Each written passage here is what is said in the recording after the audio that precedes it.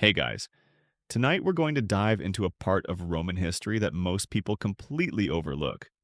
And honestly, you'll probably be pretty glad you weren't there. We're talking about the women who stood in the shadows of the Colosseum, the wives of gladiators. Imagine, for a moment, the dust motes dancing in the afternoon sun, catching the sweat and the blood as the roar of the crowd washes over you. You're not in the arena, thankfully, but your life, your very existence, is inextricably linked to the man who is every clash of steel, every grunt of effort, every cheer or gasp from the stands reverberates not just through the stones of the amphitheater, but through your entire future. You're holding your breath, not just for the spectacle, but for your supper, your shelter, your very next day. It's a reality far grittier than any Hollywood epic. And you, my friend, probably wouldn't have survived a week. So, before you get comfortable, take a moment to like the video and subscribe, but only if you genuinely enjoy what I do here. And hey, let me know where you're listening from and what time it is for you. Now, dim the lights, maybe turn on a fan for that soft background hum, and let's ease into tonight's journey together. You're standing in the bustling heart of Rome, the air thick with the smell of sweat, unwashed bodies, and the distant, metallic tang of the gladiatorial training schools. Not exactly the aroma of a five-star spa, is it? But this is your life now, inextricably linked to the fate of a man whose existence is, by its very nature, a public spectacle and a private gamble. You're not a noblewoman draped in finest silks, nor are you a common street vendor hawking your wares. You occupy a strange, often uncomfortable space in Roman society. You are the wife of a gladiator. Let's be clear from the outset, being a gladiator's wife sucked. And that's putting it mildly. It wasn't the romanticized Hollywood version you might have imagined, where a stoic hero rides off into the sunset with his beautiful, loyal companion. No. This was a life steeped in uncertainty, social stigma, and the constant gnawing fear of loss. You weren't just married to a man, you were married to a profession that teetered precariously on the edge of life and death. Fame and infamy, wealth and utter destitution. Imagine waking up each morning knowing that the man you share your life with, the father of your children perhaps, is heading off to engage in a potentially lethal performance. Not a job interview, not a day at the office, but a fight to the death, or at least a fight that could easily lead to death. The gladiatorial schools, or ludi, were essentially military barracks, and your husband, whether he was a free man who volunteered or a slave forced into this brutal existence, was property of the lanesta, the gladiator trainer. His life, his training, his very body belonged to someone else, and by extension, your stability, your future, even your dignity, became tethered to that ownership. You might think, well, at least he's a celebrity, right? Doesn't that come with perks? And yes, some gladiators achieved immense fame, becoming the sports stars of their day. Their names were etched into walls, their images painted on pottery, and women from all walks of life would swoon over them. But for you, his wife, this fame was a double-edged sword. While it might bring a degree of financial comfort if he won often, and well, it also meant constant scrutiny. Your husband was a public figure, and by extension, so were you. Every stumble, every defeat, every injury was a topic of public gossip. Your home, if you even had a proper home and weren't living within the confines or shadow of the ludus, was never truly private. Consider the social standing. Roman society was rigidly stratified. At the very top, you had the senators and equestrians, the elite. At the bottom, slaves and freedmen, gladiators, even the most celebrated ones, occupied a curious and often contradictory position. They were simultaneously admired for their courage and skill and scorned for their low status. They were infames, a legal designation that stripped them of many civil rights and placed them on par with actors, prostitutes, and pimps. if your husband was infamous, then by marriage, so were you. You wouldn't be invited to the most prestigious social gatherings. Your children might face prejudice, and your family name. If you had one of any note, it would be tarnished. It's like being married to a rock star who everyone adores for his talent, but secretly looks down upon for his lifestyle and questionable choices. And then there's the money. Ah, the money. You might imagine a gladiator's life was all riches and glory. For a select few, perhaps, the most successful gladiators could indeed amass considerable wealth from prize money, gifts from wealthy patrons, and even endorsements of a sort. But for the vast majority, it was a precarious existence. A gladiator's earnings, if any, were often controlled by the lanista. You weren't exactly managing a joint bank account in a modern sense. You were probably given an allowance, or perhaps had to petition for funds for basic necessities. And if your husband was a slave gladiator, any winnings he accumulated belonged to his owner. So, while he might be hailed as a hero in the arena, your dinner table might still be pretty sparse. It's like winning the lottery, but someone else gets to decide how much of it you actually see. The constant threat of injury and death was, of course, the most pervasive and terrifying aspect of your life. Every time your husband stepped into the arena, you braced yourself. There was no workers' compensation, no long-term disability. A career-ending injury meant not just the end of his income, but potentially a lifetime of struggle for both of you. And death. That was a very real, very public possibility. You might watch it happen from the stands, or hear about it through hushed whispers. Imagine the grief, the utter devastation, knowing that the man you loved, the man who was your provider, had met a brutal end for the entertainment of thousands. And then you had to pick up the pieces, often with little to no support system. Historians still debate the true prevalence of gladiator marriages. Were they common, or were they rare? Often romanticized exceptions. While depictions in art and literature suggest that some gladiators did indeed marry and have families, the overall societal view of them, as in fames, would have made such unions challenging. It's safe to say that such relationships often existed on the fringes of acceptable Roman society. You might have been married in a less formal ceremony, or your union might not have been recognized by the upper echelons of society.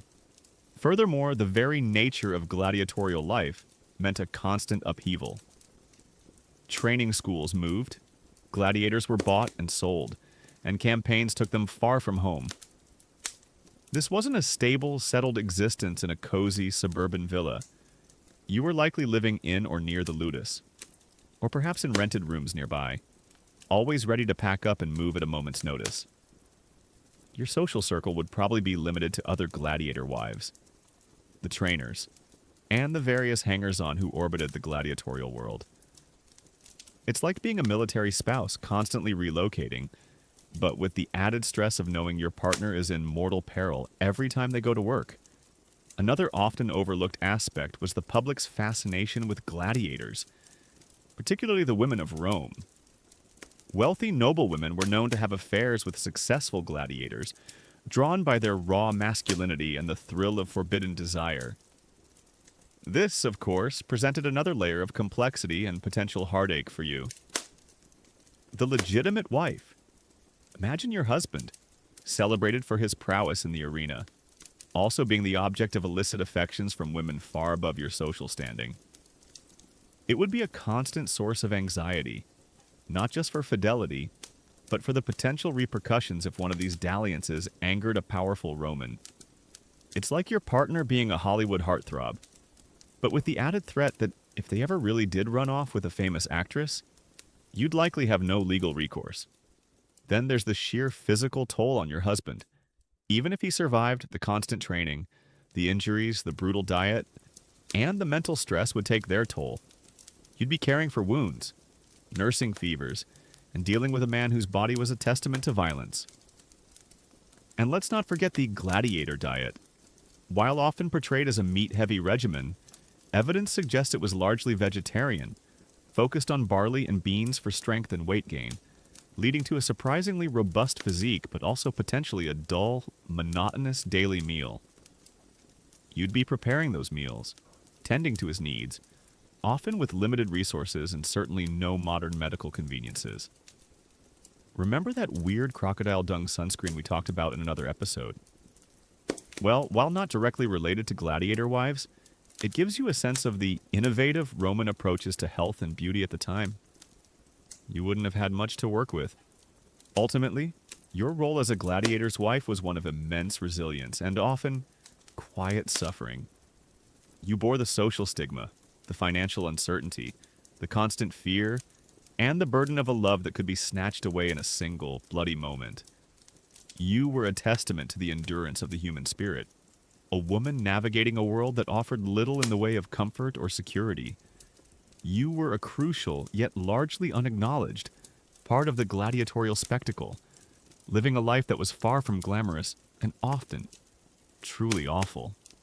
You're navigating the narrow, cobbled streets, the stench of the city a constant companion, but your mind is elsewhere, and your husband, the gladiator, is back at the ludus, undergoing his rigorous training. This isn't just about swinging a sword or throwing a net. It's a brutal, all-consuming regimen designed to forge bodies into instruments of combat and minds into unyielding machines. And while he's sweating it out, you're grappling with the mundane, yet equally challenging aspects of daily life as a gladiator's wife. Life for you often revolved around the ludus.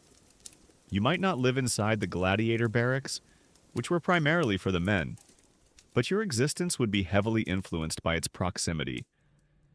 Think of it as living next to a military base, where the sounds, rhythms, and even the dangers of the institution bleed into your everyday. You'd hear the clang of weapons, the shouts of the trainers, the grunts of the men.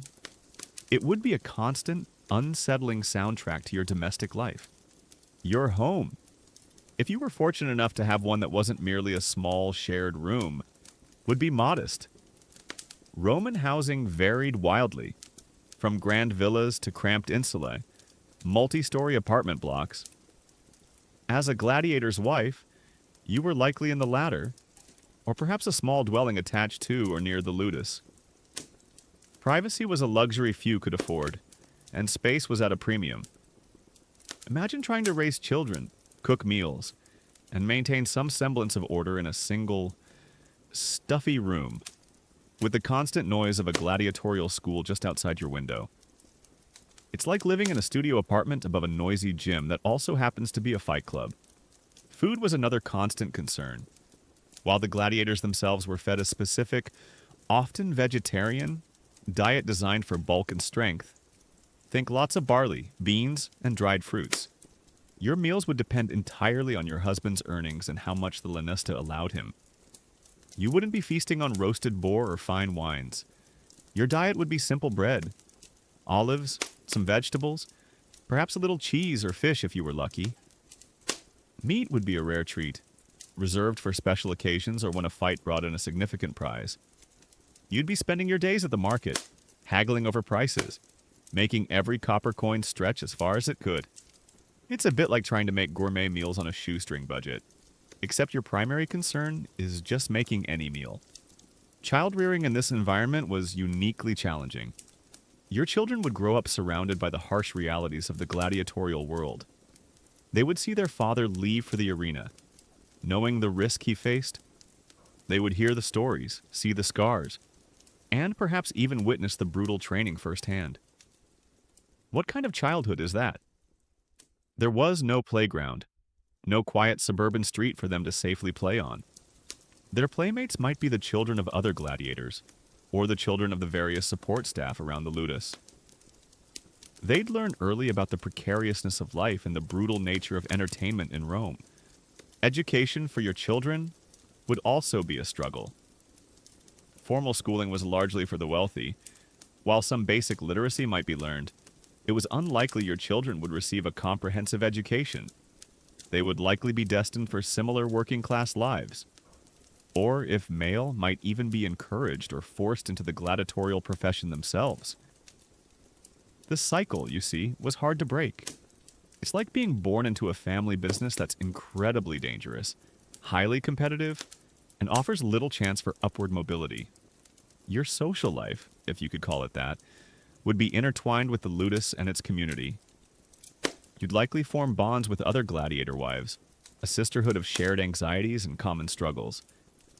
These women would be your confidants, your support network, the only ones who truly understood the unique pressures of your life. You'd share stories, commiserate over injuries, and perhaps celebrate small victories. But even these friendships would be tinged with the knowledge that one day, a friend's husband might not return from the arena, leaving her suddenly widowed and vulnerable. One of the more mundane yet constant worries would be the management of your husband's possessions and, more critically, his reputation. A gladiator's equipment, his armor, his weapons were valuable assets, often belonging to the Lanesta, but sometimes, if he was a free gladiator, partially his own.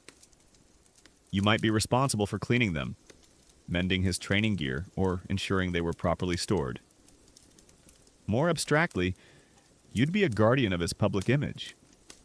Gladiators were brands, and while you might not have had a modern marketing team, you'd be acutely aware of how public perception could impact his future. A gladiator's popularity could mean more fights, better treatment, and a chance at earning more. It's like being the spouse of a professional athlete, constantly having to manage their gear and protect their public image. But with much higher stakes, hygiene and health were constant battles. Roman cities, even glorious Rome, were not the epitome of cleanliness. Fresh water was available via aqueducts, but sanitation was primitive. Diseases were rampant. For you, living in relatively close quarters, perhaps with limited access to good medical care, even a common fever could be life-threatening. And for your husband, constantly exposed to cuts, scrapes, and brutal wounds, the risk of infection was ever present. You would be the primary caregiver, tending to his injuries after training or a fight, applying salves and bandages with whatever remedies you could concoct or afford. It's like being a battlefield medic, but without the formal training or proper supplies. Remember that common historical fact that gladiators often fought to the Moors at ignominium, a death of ignominy, while death was a constant threat. The truth is that not every fight ended in death. Many gladiators fought multiple times, and their value as entertainers meant Lanistas often preferred to see them wounded but alive. This meant a constant cycle of injuries, recovery, and then back into the fray. For you, this translated into a never-ending cycle of worry, nursing, and the profound mental strain of watching your loved one continually put himself in harm's way. The medical treatments available were rudimentary by modern standards, a far cry from a hospital and antibiotics. If your husband suffered a severe injury, say a gash from a trident or a broken bone from a fall, your role in his recovery would be paramount. You'd be cleaning the wounds, applying poultices made from herbs, and hoping for the best. The ancient Romans had some surprisingly advanced surgical tools and knowledge of anatomy, but infections were still a deadly killer. So you'd be crossing your fingers that he didn't contract something lethal from a simple cut. Here's an interesting, lesser-known detail some women, despite the stigma, were so enamored with gladiators that they would actively pursue them, even to the point of leaving their families. This could add another layer of emotional complexity and insecurity to your life. Imagine the most famous gladiator in Rome, with women of all social classes throwing themselves at him. For you, his wife, this could be a source of immense pride, but also deep anxiety. The temptation, the allure of other women, combined with the dangerous nature of his profession, would make for a perpetually strained dynamic. It's like being married to a rock star who goes on world tours, constantly surrounded by adoring fans, some of whom are very, very persistent. Academics still hotly debate the precise legal standing and social recognition of these marriages. While Roman law generally required formal ceremonies for upper-class unions, the marriages of infames like gladiators were often less formal, perhaps more akin to common law unions. This meant you might not have the same legal protections or inheritance rights as a woman married to a Roman citizen of good standing. If your husband died, you might be left with very little, perhaps even forced to rely on charity or resort to more desperate means to survive. It speaks to the immense resilience and often overlooked struggle of these women, who carved out lives for themselves in the shadow of a brutal and unforgiving entertainment industry. In essence, your daily life as a gladiator's wife was a constant balancing act between hope and despair, routine and sudden tragedy. You managed a household under duress, raised children in the shadow of violence, and loved a man whose next breath was never guaranteed. It was a life of quiet strength, unheralded devotion, and an almost unimaginable level of stress. You're sitting by a flickering oil lamp, the shadows dancing on the rough walls, and the quiet hum of the Roman night is punctuated only by your own racing thoughts. Your husband is due to fight tomorrow, or perhaps he just fought, and you're waiting for news, for the telltale sound of his footsteps, or for the grim report of his trainer. This is the heart of your existence as a gladiator's wife, a constant, brutal dance between love and loss, hope and despair. Love in the gladiatorial world wasn't a fairy tale. It was gritty, raw, and often tragically short-lived. For a man facing death on a regular basis, and for a woman living in his dangerous orbit, emotional bonds would be forged quickly and intensely. There was no time for polite courtship or leisurely romance. Every moment together was precious, imbued with the unspoken knowledge that it could be their last. Imagine the weight of those embraces, the depth of those whispered words, knowing that a single thrust of a sword or the roar of a crowd could extinguish it all. The bonds formed were often born of necessity and shared hardship. You both existed on the fringes of society, facing a common enemy in the form of an indifferent public, a demanding lanista, and the ever-present threat of the arena. This shared struggle could create an incredibly powerful connection, a sense of us against the world. Your husband, for all his public bravado and physical prowess, was still a human being, capable of tenderness and vulnerability, especially with you.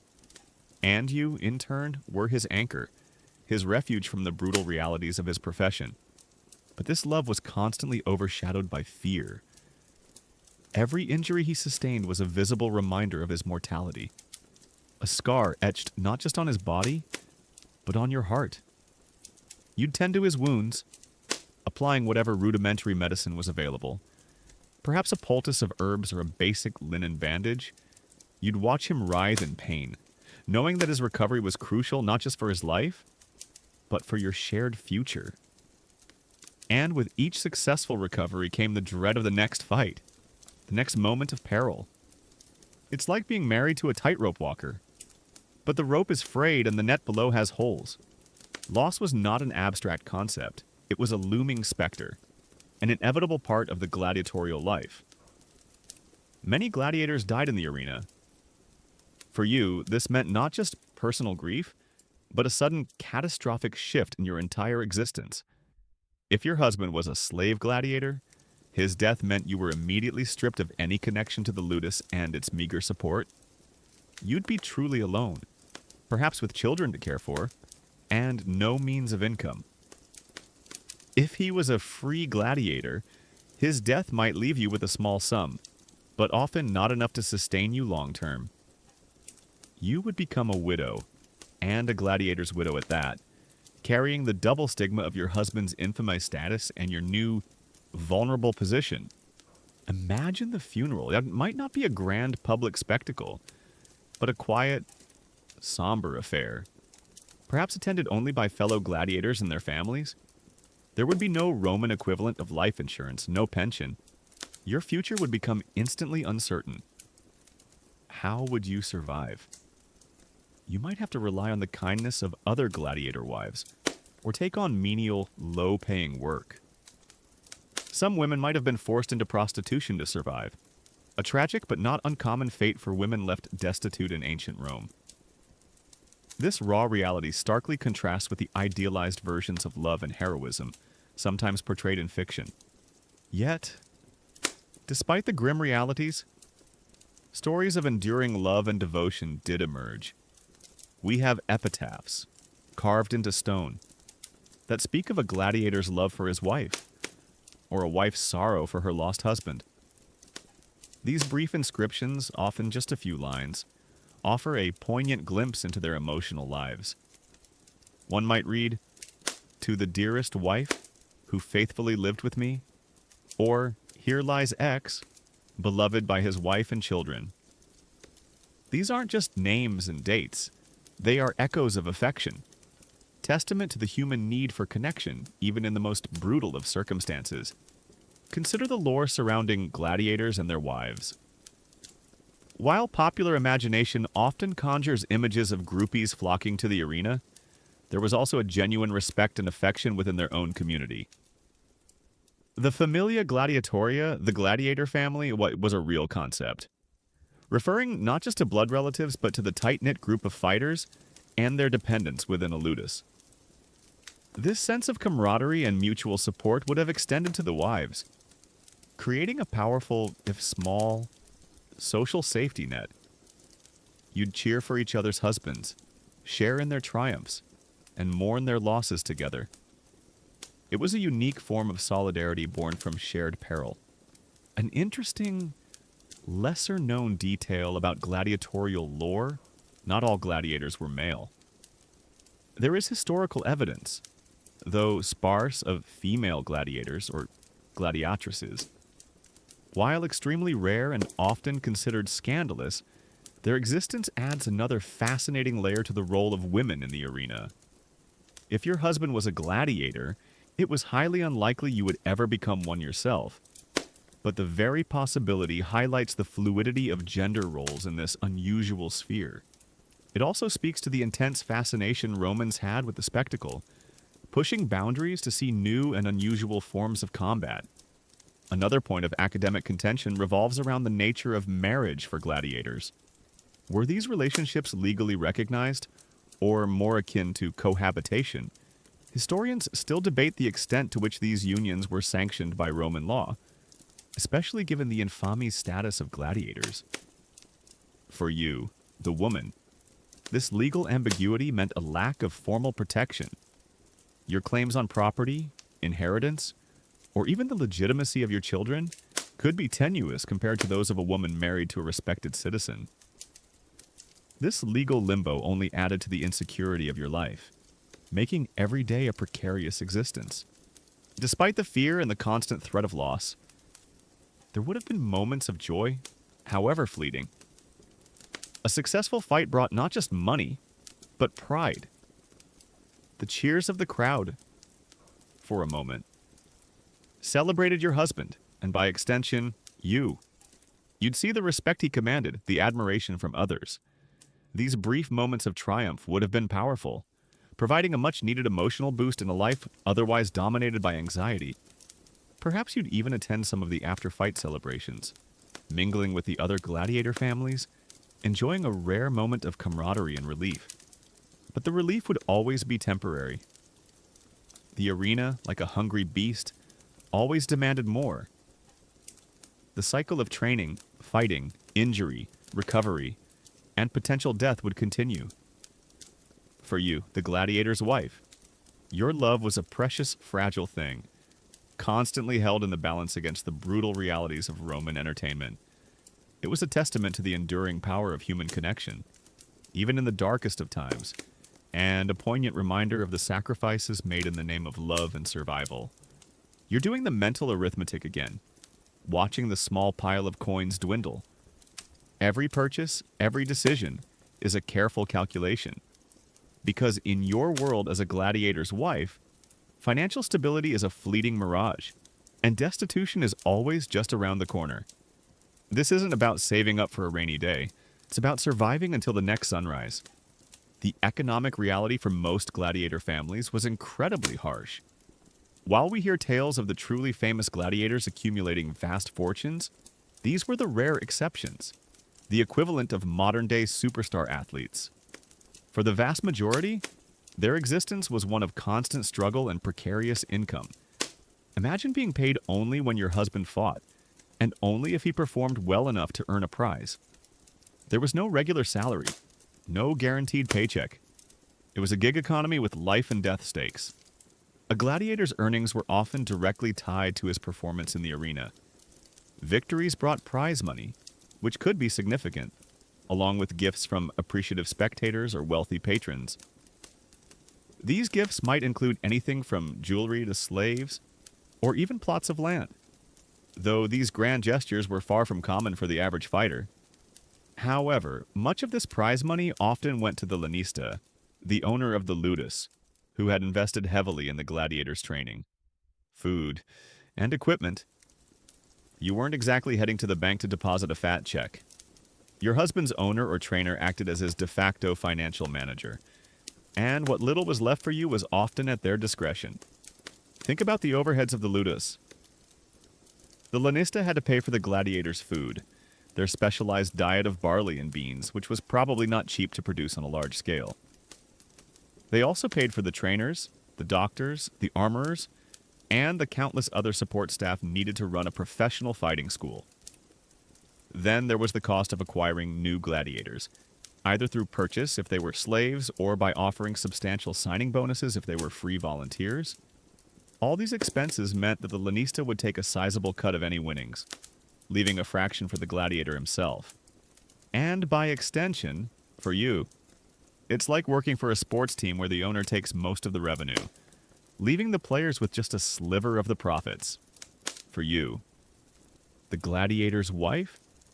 This meant a life of careful budgeting and making do with very little. You'd be responsible for managing the household expenses with whatever allowance or share your husband managed to bring in. This money would cover basic necessities, food, simple clothing, and rent for your modest dwelling. There would be no frivolous spending, no impulse buys. Every coin had a purpose, stretched as far as it possibly could go. Imagine trying to feed a family on a variable income that could disappear entirely if your husband suffered a debilitating injury or, worse, died. The threat of destitution was always present. If your husband was injured and couldn't fight, his income ceased. If he died, you were left with nothing but your grief and the stark reality of survival. Roman society had no social safety nets in the modern sense. There were no unemployment benefits, no state-sponsored welfare.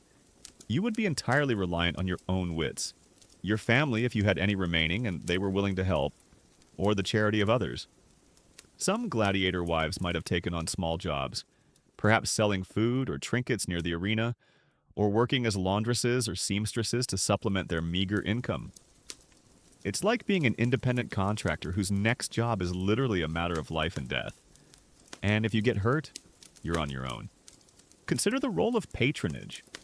Wealthy Romans often sponsored gladiators, providing them with gifts or financial support in exchange for loyalty, or simply for the prestige of being associated with a popular fighter.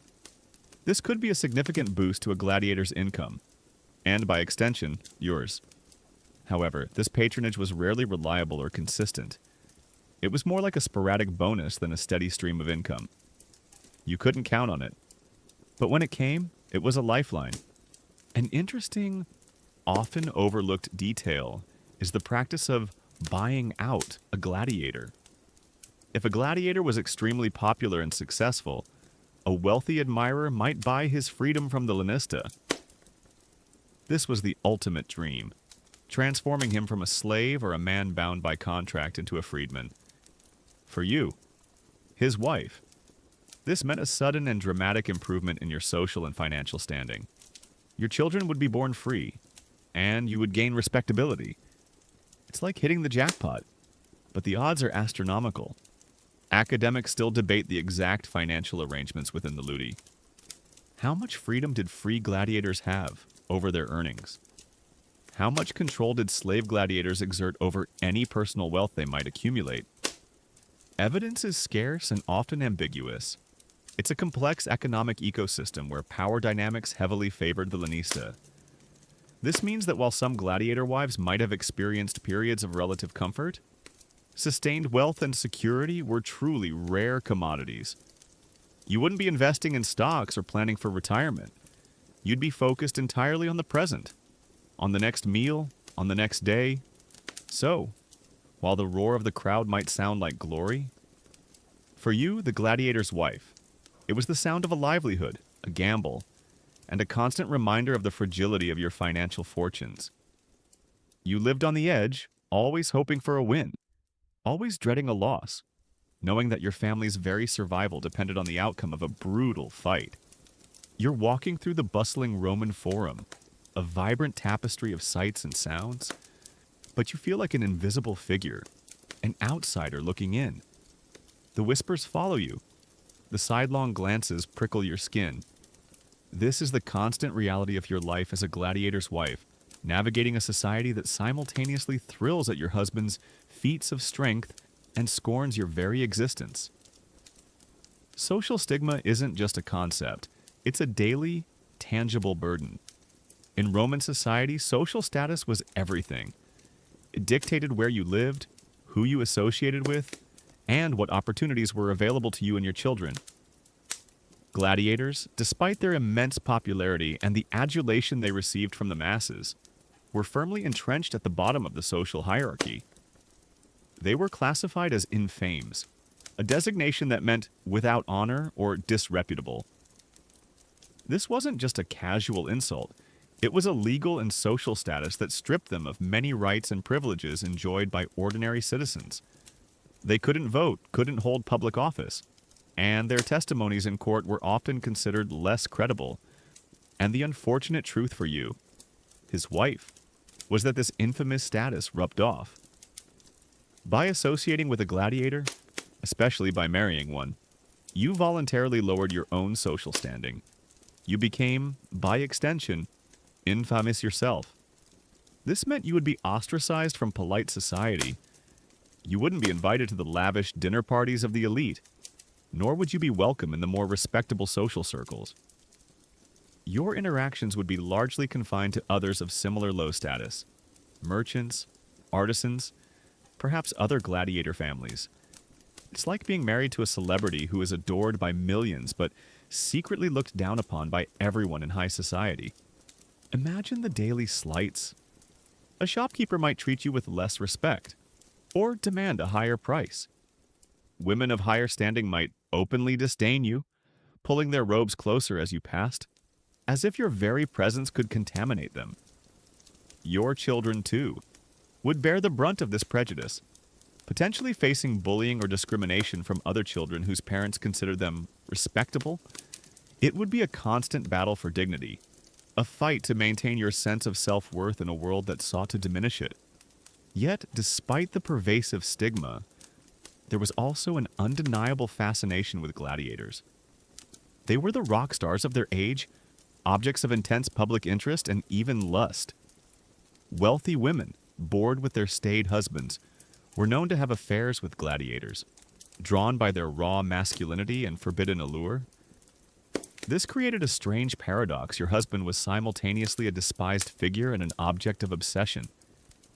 For you, his wife, this would be a source of immense pride in his physical prowess, but also a constant nagging insecurity. The public adulation was a double-edged sword, bringing attention but rarely genuine respect to your family. Survival in this environment required immense resilience. You couldn't afford to be thin-skinned. You had to develop a thick skin to ignore the whispers and the looks, and to focus on the practicalities of keeping your family afloat. Your strength came from within, and from the tight-knit community of other gladiator wives and families who truly understood your plight. This shared experience fostered a sense of solidarity and mutual support that helped you weather the storms of social scorn. One particularly interesting, though dark, historical detail is that sometimes Roman women who committed certain crimes could be sentenced to fight as gladiators themselves. This was incredibly rare and seen as a particularly shameful punishment, designed not only to entertain, but to utterly degrade the woman. While this wouldn't apply to you as a gladiator's wife, it highlights the extreme lengths to which Roman society would go to use the arena as a tool of social control and public humiliation. It underscores just how low the status of a gladiator truly was, that even their existence was seen as a form of punishment. Academics still hotly debate the nuances of infamia and its practical impact on daily life. While the legal definitions are clear, the lived experience could vary depending on location, the specific ludus your husband belonged to, and even the individual personalities involved. However, the consensus remains that a gladiator's infamous status was a significant hurdle, not just for him, but for his entire family. It complicated everything from property ownership to legal disputes, and it certainly cast a long shadow over your social interactions. Your existence as a gladiator's wife was a constant lesson in living with contradiction. You were tied to a man who was simultaneously a hero and a pariah, celebrated for his courage and condemned for his profession. You bore the social stigma with quiet strength, finding your own dignity in a world that offered little, and proving that the human spirit could endure even the most challenging and unjust of circumstances. You're watching them. Those small, curious eyes that follow your every move. Their laughter a fragile counterpoint to the distant sounds of the ludus. These are your children, and their future, much like yours, is inextricably linked to the dangerous, stigmatized world of gladiatorial combat. Raising the children of a gladiator wasn't just a challenge, it was a constant gamble on their very destiny. The immediate reality for your children was a childhood steeped in the shadows of the arena. They would grow up knowing their father was a fighter, a man whose life was constantly on the line for public entertainment. This wasn't a conventional upbringing. Instead of playing in safe, quiet neighborhoods, they would likely be living in the bustling, often chaotic environment surrounding the ludus, witnessing aspects of the brutal training, or even the aftermath of fights. Imagine trying to explain to a child why their father has a new scar every few weeks, or why he might not come home one day. It's like raising kids in a war zone, where the fighting is a performance, and your loved one is the main act. Education, as we understand it today, would have been largely out of reach. Formal schooling was primarily for the elite, and even then, only for boys. While some basic literacy and numeracy might have been acquired, perhaps from a local scribe or a benevolent lanista, it was far from guaranteed. Your children would most likely be destined for lives similar to your own working class. Struggling and on the fringes of Roman society, girls would be trained in household duties, preparing them for marriage or domestic work. Boys might be apprenticed to tradesmen, or perhaps most terrifyingly for you, drawn into the gladiatorial life themselves. The prospect of your sons becoming gladiators was a grim reality. For many boys, especially those from impoverished backgrounds, the ludus could seem like an escape from utter destitution. They would see the fame and fleeting glory of the successful fighters, perhaps idolizing their own fathers. The lanista might even offer incentives, or apply pressure for the sons of gladiators to join the ranks. It's a cruel inheritance, where the family business is literally life or death combat. You would watch them train, perhaps with a knot of dread in your stomach, knowing the perils they faced. For your daughters, the challenges were different, but no less daunting. They faced the same social stigma as you, inherited from their father's profession. Their marriage prospects might be limited to men of similar low status, other gladiators, humble artisans, or laborers. A good marriage, one that could elevate their social standing, would be exceptionally difficult to secure. They might also be vulnerable to exploitation, especially if your husband died and you were left without support. Roman society offered few protections for unattached women. One fascinating and often debated academic point is the familia gladiatoria concept. While literally meaning gladiatorial family, it also referred to the cohesive group of gladiators, trainers, and support staff within a ludus. For your children, this extended family would have been their primary social circle. They would grow up alongside the children of other gladiators, forming bonds of camaraderie and shared experience. This community could provide a sense of belonging and mutual support, acting as a crucial, informal social safety net in a world that otherwise offered little. An interesting, often overlooked detail is that, despite the harshness, Some gladiators, even slave gladiators, managed to form stable relationships and raise families. Epitaphs found on tombstones occasionally mention children, indicating that these families, against all odds, did exist and tried to maintain some semblance of normalcy. These inscriptions, often simple and heartfelt, are poignant reminders of the human desire for family and legacy, even in the most brutal of circumstances. They say things like, "To my beloved father, a gladiator, who lived 30 years and leaves behind a wife and 2 children." These small glimpses into their lives contradict the idea that gladiators were always solitary figures. The psychological impact on these children must have been profound. Witnessing violence, living with constant uncertainty, and bearing the weight of social stigma would undoubtedly shape their worldview. They would learn resilience, certainly, but also the harsh realities of power and survival. Their games might mimic the arena. Their heroes might be the strongest fighters, and their dreams might be colored by the triumphs and tragedies they saw unfold around them. Ultimately, raising children as a gladiator's wife was a testament to enduring hope amidst overwhelming odds. You poured your love and energy into them, trying to shield them from the worst of your world, while simultaneously preparing them for its harsh realities. Their future was always uncertain, but their existence was a powerful reminder that even in the most brutal corners of Roman society, life and love found a way to persist. You're standing over him, the familiar scent of antiseptic herbs clinging to the air. And the groan he lets out as you gently press on his bandaged side is a sound you know all too well. His latest injury, a deep gash from a Thracian sword, isn't just a wound. It's a threat to your entire existence. In the harsh world of gladiators, medical care wasn't just about healing, it was about survival. And for you, the gladiator's wife, it was a constant, terrifying gamble. Ancient Roman medicine, while surprisingly advanced for its time, was still a far cry from modern healthcare.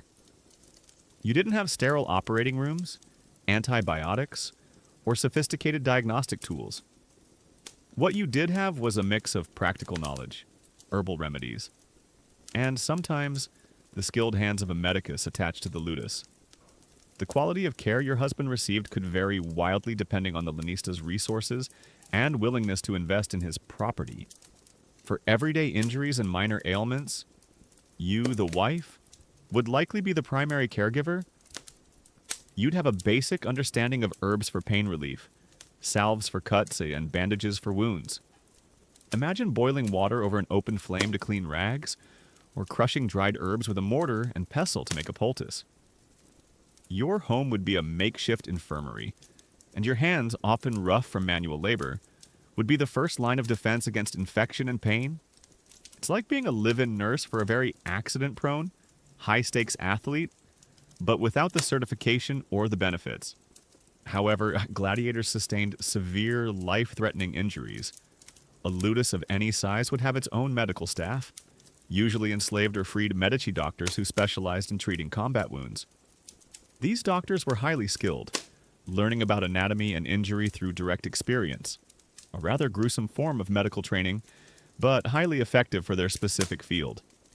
They would perform surgeries, set bones, and stitch up gaping wounds. The famous physician Galen, for example, spent time as a medicus for a gladiatorial school, gaining invaluable experience that shaped his later extensive medical writings. But even with skilled Medici, the odds were often stacked against severe cases. Infection was the silent killer. A simple cut could turn deadly with the onset of gangrene or sepsis. There was no understanding of bacteria or viruses, so, and while a doctor might expertly suture a wound, the patient could still succumb days later to an unseen enemy. You'd watch and pray, knowing that even the best medical care of the time might not be enough. The recovery process would be long and painful, requiring immense patience and constant care from you. The diet of gladiators was also part of their medical regimen, designed for strength and rapid recovery. Often called the barley eaters hordeari, their diet was rich in carbohydrates from barley and legumes, providing energy and helping them gain weight to build a layer of protective fat that could absorb blows and protect vital organs. This was not about being lean and muscular, but about being resilient. As the wife, you might be involved in preparing these specialized meals, ensuring your husband received the necessary nutrition for training and recovery. An interesting, perhaps less known detail about gladiator medical care is the use of terra sigillata, a type of medicinal clay. This red clay, often from the island of Lemnos, was stamped with a seal and believed to have healing properties, used for everything from stomach ailments to dressing wounds. It was a common, trusted remedy, and you might have used it on your husband's cuts and bruises, believing in its efficacy. It's a reminder of the blend of folk remedies and nascent scientific understanding that characterized ancient medicine. Academics still debate the true success rates of gladiatorial medici.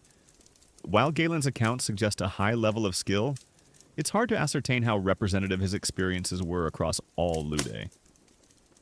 Some argue that gladiator doctors primarily focused on getting fighters back into the arena as quickly as possible, potentially at the cost of long-term health. Others believe they genuinely strove for the best possible outcomes for their valuable assets. For you, the wife, the reality was simply hoping for the best and doing everything in your power to aid his recovery. Regardless of the doctor's ultimate motives, your role in your husband's medical journey was profound. You were his nurse, his comforter, and his advocate. You managed the pain, cleaned the wounds, and encouraged his recovery, knowing that his health was directly tied to your family's survival. The medical misfortunes of the arena were your misfortunes too, making the daily battle for health a constant and terrifying component of your life as a gladiator's wife. You're smoothing the folds of your simple tunic, perhaps admiring a small, brightly colored ribbon you managed to acquire. It's a tiny luxury, a brief escape from the grinding reality of your days. Even in the shadow of the arena, life continued, and for you, the gladiator's wife. Moments of personal indulgence, glimpses of fashion, and the occasional forbidden pleasure offered much-needed respite from a harsh existence. Roman society, even for those on its fringes, had its own trends and expectations regarding appearance. While you wouldn't be draped in the silks and jewels of a patrician lady, you still cared about how you presented yourself. Your clothing would be practical simple tunics made of wool or linen, perhaps dyed in basic color. But within these constraints, you might find small ways to express yourself. A well-placed brooch, a unique hairstyle, or a simple necklace could be a mark of personal style. These small details, overlooked by many, would be important to you. A way to maintain your dignity and individuality in a world that often sought to strip it away. Hair was a significant part of Roman fashion, and even women of your social standing would spend time on their coiffure. Simple braids, knots, or waves might be adorned with pins or ribbons. You might have used olive oil to condition your hair, or even experimented with natural dyes. It was a small ritual, a moment of quiet self-care in a life dominated by external pressures. Think of it as your daily moment of mindfulness, a brief escape into personal aesthetic. And makeup.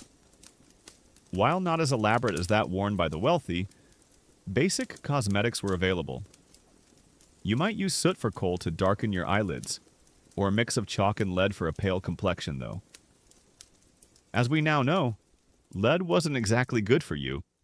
Rouge, made from natural pigments, could add a touch of color to your cheeks. These were not about vanity in the modern sense, but about presenting a respectable appearance.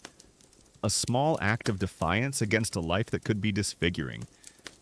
It's like putting on your best outfit for a job interview, even if you're applying for a grueling manual labor position. Beyond personal adornment, there were the small, everyday pleasures that helped you cope. Food, for instance. While your diet was largely simple, a successful fight might mean a rare treat. A piece of meat, some fresh fruit, or even a modest amount of wine. These moments of culinary indulgence would be savored, a reminder that life wasn't all hardship. Sharing a special meal with your husband after a victory, a moment of quiet celebration, would be incredibly meaningful. Consider the thermal baths, a cornerstone of Roman life. Even for people of lower social status, public baths were accessible. These weren't just places to get clean, they were social hubs. You could go to gossip with other women, relax in the warm water, and perhaps even enjoy a basic massage. For a few hours, you could escape the confines of your small home and the anxieties of your life, immersing yourself in the communal warmth and chatter. It's like getting to go to a public park or community center, a brief respite from the daily grind. An interesting, less common detail is the practice of women wearing gladiatorial-themed jewelry or accessories. While this was more prevalent among aristocratic women who openly adored gladiators, it's possible that some gladiator wives might have worn a small token, perhaps a charm or a small symbol, signifying their husband's profession. It would be a subtle, private acknowledgement of their unique connection to the arena. It's like a sports fan wearing their team's colors, but with a much deeper, more personal meaning. Academics still debate the extent to which women of infamous status engaged in public entertainment beyond the gladiatorial games themselves. While your life revolved around the ludus, you might still have attended theatrical performances, chariot races, or other public spectacles when time and funds allowed. These events would be a welcome distraction, a chance to be part of the vibrant cultural life of Rome, even if your presence was on the fringes. Ultimately, these small glimpses of normalcy, these tiny acts of self-expression, and these fleeting moments of pleasure were crucial for your mental and emotional well-being. They were the threads of beauty and humanity woven into the otherwise coarse fabric of your existence, allowing you to endure, to hope, and to find quiet joy amidst the roaring chaos of the arena. You're staring at the open road, the dust motes dancing in the distant sunlight, and a daring, terrifying thought takes root in your mind. What if there was another way? What if you could break free from this relentless cycle of fear and uncertainty? For some gladiator wives, the brutal realities of their lives push them to consider desperate measures, to embark on risky ventures, or to seek out escape routes from a destiny that seemed predetermined. Escape wasn't easy, or even often possible, and especially if your husband was a slave gladiator. His life, and by extension, your limited existence, was the property of the lanista. You were caught in a legal and social web with very few threads leading to freedom. For a slave gladiator to escape was an act of extreme rebellion, punishable by agonizing death if caught. If you ran with him, your fate would be sealed to his doubling the danger. Imagine the sheer terror of constantly looking over your shoulder, knowing that every shadow could conceal a bounty hunter or a Roman legionary. It's like being a fugitive on the run, but with nowhere truly safe to hide. However, not all gladiators were slaves. Some were free men who voluntarily entered the arena, signing contracts for a set number of fights or a specific period. For these volunteer gladiators, their wives might have had slightly more agency. If a contract ended, or if a gladiator was deemed too old or too injured to fight, he might be honorably discharged Rudies. This was a rare and highly sought-after outcome. For you, his wife, this would be the ultimate escape route, a chance to live a normal, less dangerous life. You could settle down, perhaps open a small shop, or pursue a more stable trade. But even then, the stigma of his past profession would likely follow him. And by extension, you. It's like retiring from a highly controversial, dangerous job. You're out. But the public still remembers.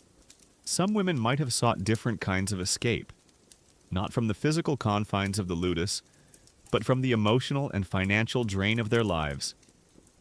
Perhaps a wealthy patron took an interest in a gladiator and his wife, offering them a chance at a different kind of life outside the arena.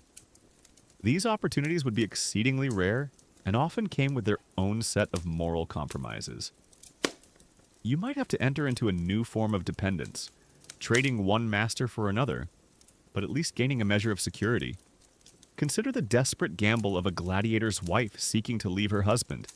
perhaps for a more stable partner. Roman divorce laws varied, but for women of low social standing, it was often difficult to initiate. If your husband was a slave, you were not truly married in the legal sense, making any formal separation difficult. If he was a free gladiator, a separation might be possible, but you would likely be left with nothing, especially if you had no family support. It's like trying to navigate a divorce in a foreign country with no legal representation and no financial resources. An interesting yet often overlooked detail is the phenomenon of aristocratic women who were so enamored with gladiators that they would leave their wealthy, respectable husbands to live with a fighter. This was considered scandalous in Roman society and was often met with public disapproval. While this was a radical escape for the women involved, it would have been a rare, almost fantastical scenario for you. The average gladiator's wife, it highlights the stark contrast between the power dynamics of the elite and the grinding realities of the lower classes. You weren't leaving a life of luxury for a gladiator. You were already immersed in his precarious world. Academics still debate the true prevalence of women actively attempting to escape the gladiatorial world, either by running away or by finding alternative livelihoods. Evidence is sparse, largely relying on inscriptions or literary anecdotes which often highlight the sensational rather than the everyday.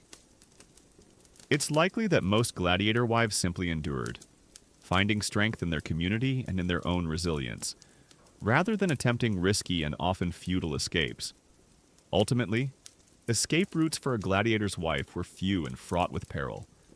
You were bound not just by love or marriage, but by the rigid social structures and brutal realities of Roman society.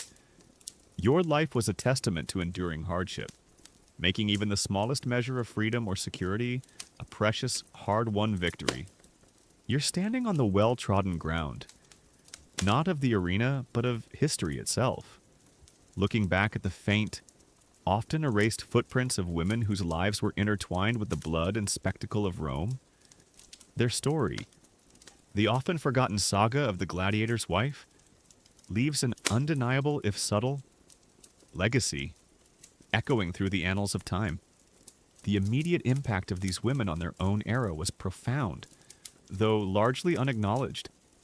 They were the unsung anchors of a brutal profession, providing stability, care, and a semblance of domesticity to men whose lives were otherwise utterly public and precarious. They raised the next generation, instilled values, however grim, and maintained households under extraordinary stress. Without their resilience and quiet endurance, the gladiatorial system, as a social and economic phenomenon, would have been far less stable. They were the silent cogs in a massive, violent machine. Their legacy is not found in grand monuments or sweeping historical accounts written by male chroniclers. Instead, you find it in the small, poignant details. The occasional epitaph on a tombstone, mentioning a gladiator's beloved wife and children, speaks volumes. These brief inscriptions are powerful testaments to enduring human connection, proof that even amidst the savagery, love and family found a way to persist. They remind us that the gladiators were not just anonymous fighting machines. They were men with lives, relationships, and dependence. It's like finding a faded photograph in an old album, a tiny window into a world long gone, but deeply personal. Consider the cultural impact. While not directly shaping Roman law or politics, the existence of gladiator families undoubtedly influenced public perception, however subtly. The fascination with gladiators was not just about violence. It was about heroism, endurance, and, yes, even sex appeal. The presence of their families, though often hidden, added a layer of human drama to the spectacle. It suggested that these figures of raw power also had private lives, making them more complex, more relatable, and perhaps, in a strange way, more compelling to the Roman populace. This is still debated by scholars, but it's hard to imagine that the human element of gladiators having families didn't play some role in their overall mystique. An interesting, perhaps less obvious, point is how the challenges faced by gladiator wives highlight the broader inequalities and rigid social structures of Roman society. Their struggles with infamia, economic precarity, and lack of legal protection were extreme examples of the vulnerabilities faced by many women in the lower classes. Their story serves as a stark reminder that Roman glory was often built on the backs of those who suffered silently on its fringes. It's like looking at the foundation of a magnificent skyscraper and realizing the immense labor and hardship involved in its construction. Much of it unseen, academics continue to piece together the full picture of these women's lives. Archaeological discoveries of gladiatorial barracks, alongside textual analysis of obscure inscriptions and fragmented literary references, slowly reveal more about their daily existence. Historians are constantly reevaluating the role of women in Roman society, moving beyond the narratives of elite women to explore the lives of those at the bottom. The story of the gladiator's wife is a crucial part of this ongoing reevaluation, filling in gaps in our understanding of Roman social history. Their ultimate legacy is a testament to the indomitable spirit of humanity. Despite constant fear, social scorn, and profound uncertainty, these women found ways to endure, to love, and to raise families. They carved out lives for themselves in the shadow of death, demonstrating incredible strength and adaptability. Their story is a quiet reminder that history is not just about emperors and battles, but about the countless individuals who lived, loved, and struggled in the everyday realities of their time. They teach us about resilience, about the power of human connection, and about the enduring ability to find dignity even in the most undignified of circumstances. Their echo resonates, a soft whisper from a brutal past, reminding us of lives lived with courage and quiet fortitude.